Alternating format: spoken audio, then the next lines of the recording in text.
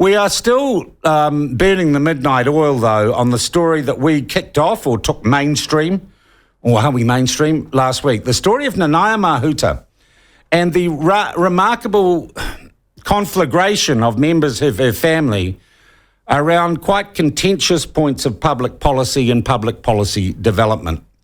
We know that her sister is involved in the new Māori Health Authority and also has a number of other senior bureaucratic positions. She's also on the Waikato Council and she's involved in Three Waters. And her husband, who I'm told is also her cousin, nothing wrong with that, her husband also has a company that's had at least $90,000 worth of government contracts to work on he puapua and be involved in waste management. And his company is solely owned by him and employs a niece and nephew. His company was employed, according to official documents, because of its expertise in certain areas, but it is very hard to find any public record of the people involved in that company having expertise in those areas. We are not accusing anyone of any crime, any bureaucrat of corruption, but we are simply saying that looking at this from the outside, it would seem to warrant some kind of investigation. So far, nothing of substance from the Minister's office, nothing of substance from the Prime Minister's office. But interestingly, over the weekend, a guy called Clint Smith, who runs a lobbying firm that basically sells access to Labour ministers in Wellington, he came out on Twitter attacking me and, of course, calling me racist and the platform racist. And it seems to me that he's running interference for the government. So why won't they front up on this issue? And have we got it wrong? Has the platform got it wrong? Are we terrible misogynist racists? Or when we look at an issue like this, does it require, in order for the public to have confidence in their system of government, does it require some sort of action from an agency of state to assure us that all is above board? Well, someone who has been in government and been around politics for an awfully long time, though I think he might be enjoying his apparent retirement at the moment, is former National Cabinet Minister, former diplomat, Maurice Williamson, who joins us on the platform now. Maurice, thank you for getting up early for us. You're looking well. Good morning, Sean. Yeah, good to be with you. We've got an exciting little project going there with the project. Yeah, with the platform, not the project. My God, that's the other guys. That's the other guys. That's the light fluff. Yeah, no, sorry. That's project the state-subsidised New Zealand On Air people. Yeah. Maurice, just looking at what you have seen from the story, what we've covered so far, and indeed other people on the internet have covered, have we got it wrong? Are we barking up the wrong tree? Or is this the sort of issue that requires a response from government? I think it's the sort of issue that definitely requires a response, and you've got to go back to what the Cabinet Manual very specifically states about family. It talks about, not just the conflict, but even the perception that you may be appointing somebody that is inappropriate. Now, let me get this really clear before we start. This is not misogynist and this is not racist, because this would be the same if it was a white man who had done it. It would be the exact same thing. I know for a fact that our Secretary of Cabinet back in the old days, Maurice Schroff, would have jumped on you as a minister and had you reported to the Prime Minister within no time if it had been seen you were putting up one of your family members for an appointment. Now, it may be that those family members were the only person in the country that were appropriate to do the job. It may be. But what you then have to do is expose the process you went through. Who were the people you considered? How was the selection process done? And how was it that this person got chosen over anybody else? And I don't see that we've seen any of that detail. And I would have thought, just for Nanaia Mahuta's sake, she would want that clarity if she doesn't want the sort of fog that's swirling around this. The Cabinet Office, the Cabinet Secretary would have said, I'm sure, to the Prime Minister, this is not something that I'm comfortable with. And I'm sure the State Services Commissioner will be saying to the Chief Executive of a government department, you know that if you ever get involved in appointing someone who's the family member, close family member, in fact, what is it, husband, cousin and sister of a minister, you better be very careful that you've gone through very transparent processes, and that there wasn't anybody else more skilled or more capable or whatever able to do that job. And that's really the only point here. Maurice, what we've got from the Minister's office so far, it's not quite diddly squat, and it's clear that she removed herself and put Kelvin Davis into her position for 4 days while her husband got this contract. I'm sorry, that seems rather artful to me. No, look, I'm sorry. That goes on in Pyongyang and the DPRK or whatever. You have got to have a system where that if a process is to be followed to select somebody, and there's going to be this problematic issue, that the only person that can do it.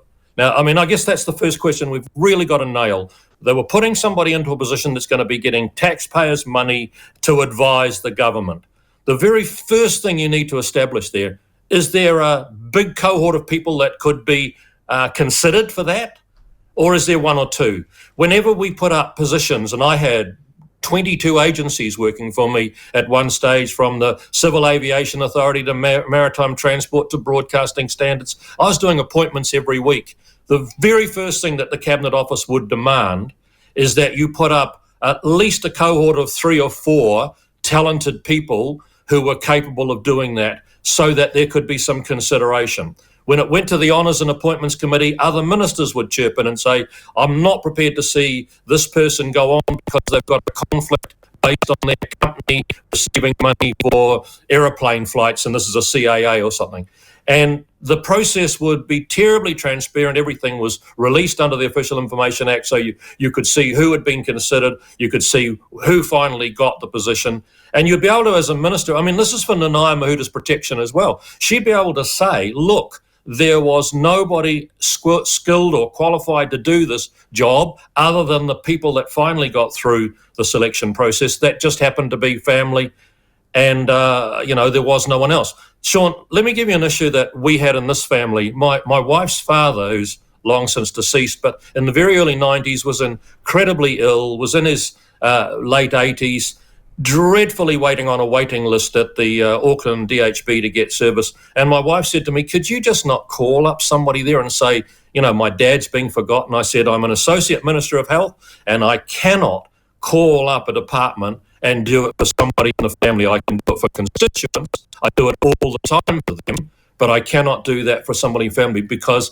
then you get to see that perception of you're doing it for your own benefit, and the Cabinet Manual is very clear not to. So I would have thought that the government, I would have thought the Prime Minister, and I would have thought the State Services Commissioner would all want to get the clarity around this. How did the selection go? Why was it these 2 people that were minister's sister and husband selected? And why were there not others considered? Because unless they are standout candidates, you'd be way better to just say, look, we'll find somebody else. And this idea of, I'm going to stand back and I'll get one of my ministerial colleagues to do it, that I don't think the public wears that. All right. The other thing is that the company, we understand, is owned by a trust, and Nanaia Mahuta may be a beneficiary of that trust. Yeah, look, I don't know. I just go back to that whole point about transparency. One of the things that we pride ourselves, we're at the very top of Transparency International's rankings for being the least corrupt country in the world, and we'd like to keep that. The Cabinet Office Manual and the Cabinet Secretary, Maurice Schroeffer, you'll probably remember Maurice Schroeffer. Yeah, I do. Very capable. She used to rule very with an iron person. She ruled with an iron fist. You slipped out, or when your papers went up to the Cabinet Office, if you hadn't gone through that proper, transparent process and conflicts of interest had all been declared and managed, and so you finally chose a person capable for it. And that's all that I'm asking for here. I just think that. And I just want to clarify, it was the appointment of her sister, Tipa, that Kelvin Davis was brought in to oversee for 3 or 4 days. It was appointment of her to quite a senior position, not the husband. Yes. Do we laugh? No, but we laugh about sort of, countries in the Horn of Africa whose brother is the Secretary of the Treasury and her uncle is the head of the army, and so. And you go, we're not that sort of a country. We don't do that. We make sure that everybody is confident. It's again confidence for the government to be able to say, we don't do that sort of thing. This was a very open and transparent. And I've not seen anybody front up and answer why it had to be these people so close to the minister that got appointed, especially that she was an associate minister in charge of that particular ministry. Do we have any recent examples of similar occurrences, or not allegate? I'm not going to say what we're doing is alleging. We're asking questions. That's what the media does. Do we have any similar examples in the recent past? I don't know of any specifically where family members have been involved. Judith Collins? What did Judith Collins appoint? Well, Judith a family Collins member? diverted her motorcade to go and visit Aurovita when she was on a visit to China, and Patrick Gower lost his mind, and I think she had to resign, or John Key forced her to resign, even though no wrongdoing was found.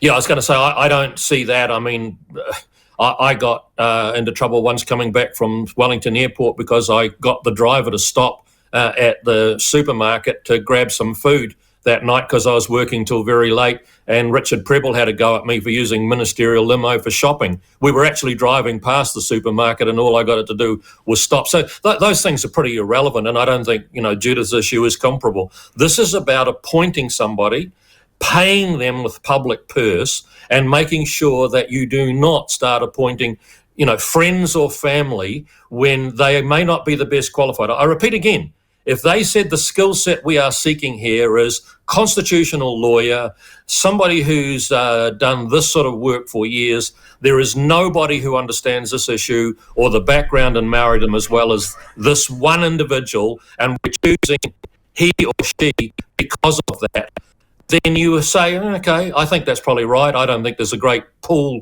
that you could draw from. But this is so murky. This is just, husband and sister getting allocated to committees, getting paid money, and no one. And I mean, I would have thought it's in their interest. I'm not accusing anybody of anything else other than that transparency. Who's the right person to have a look at this? What is the right impartial or independent body? I would have thought the State Services Commissioner would have been picking up the phone to the Chief Executive of the ministry involved and saying, hello, Charlie Horse, look, you've appointed someone here. Are you sure you went through a proper, transparent selection process and there was nobody else that could have done that job that had equal talents or even better?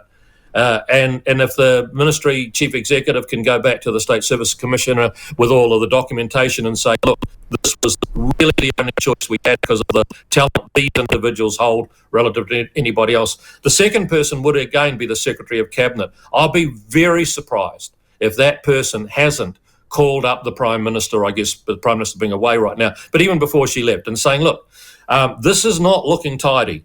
And we pride ourselves here in the Cabinet Office of it all being done according to the book. And the book is very clear. It doesn't say just conflict of interest. It also says a perceived. If it's perceived that you are. And so I just think that I'm actually, trying to support the government here and say to them the best thing you can do is tidy this up by getting some stuff out rather than hiding behind a no one speaking, nothing to see here, move on. Well, the public, I don't get a feeling that the public perception is one of, no, there's nothing to see here. I'll be honest, though, and let's sort of broaden it out a bit. We've had no opposition party in Parliament, that being ACT or National, really follow this issue. They seem disinterested, and the mainstream news media are dismissive of this issue as well. And, you've been around a long time, I've been around a long time as well. I just scratch my head and say, surely this is an important issue. I'm not accusing anyone of a crime, but we need to make sure our system has integrity. That's right. And I've scratched my head about that too, and I thought, well, maybe I'm just a grumpy old man and I should shut up. But I keep thinking about that whole integrity issue and that whole Transparency International Index that we so pride ourselves on, because it's what makes New Zealand so special in the world. And I don't understand why other people, I guess there's always the fear, and I've had it already on Twitter, you're a racist. I've had it that you're a misogynist because she's a woman. And Sean, the real test of that, you've got to go back to the test. Would I be saying the same thing if this was a white male that had done it? And the answer is yes, I would. Yes, I would. No white male, a member of Parliament, should be appointing their husband and their sister to an agency where public funds are involved without a proper, really clarity of transparency and the integrity behind the process being followed. So I think that's the fear in the modern woke world. I mean, Billy T. James would never be allowed to be on air anymore because of his jokes. But in the modern world, everybody's scared that you're going to get attacked because you're picking on her because she's a woman, or you're picking on her because she's a Maori. And it has got nothing to do with those, nothing. It is just a process that is well documented that needs to be followed. And in this case, I can't see any evidence that it has been, and it would be in their interest to front up with that evidence to say, this is how we did it. So you're saying Peter Hughes, the State Services Commissioner, is the guy we should be putting the oil on? Well, I would have thought Peter Hughes would be one interested in from the department side. He's in charge of all of the government chief executives and the agencies. I would have thought he would have picked up the phone already. In fact, I'd be really gobsmacked if he hasn't done that already and said to the chief executive, how did this happen? Are you sure you're bulletproof? Did you have a field of candidates that you considered? Why was this selection made as to others? Were these people the only talented individuals that could do it?